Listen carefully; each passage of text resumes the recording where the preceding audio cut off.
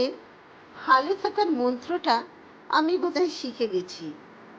জীবনের পথে কিছু লোকের কাছে আমি ক্ষমা চেয়ে নিয়েছি, আর কিছু লোককে আমি ক্ষমা করে জীবনে এগিয়ে গেছি। একটাই জীবন, জীবনটা ভীষণ প্রেসিয়াস। বারবার বিভিন্ন অপারেশন, বিভিন্ন হসপিটাল, বিভিন্ন জায়গা দেখার পর এটাই মনে হয়েছে জীবনের চেয়ে মূল্যবান বোধহয় কিছুই নেই।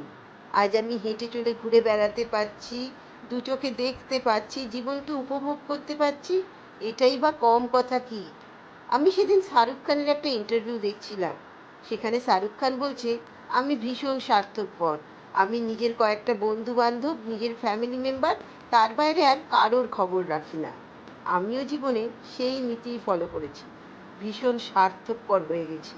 আমার নিজের সারাউন্ডিংস, কিছু বন্ধু বান্ধব, আমার ফ্যামিলি মেম্বার, আমার অফিস, আমার কাজ, এর বাইরে কে কি হলো না হলো, দেশের কি হলো দশের কি হলো, আমার সত্যি কোনো মাথা ব্যথা নেই। কারণ আমি জানি আমার জীবন ভালো থাকার দায়িত্বটা আমার একান্ত নিজের। আমার জীবনে ভালো রাখার দায়িত্বটা সেটাও আমার নিজের।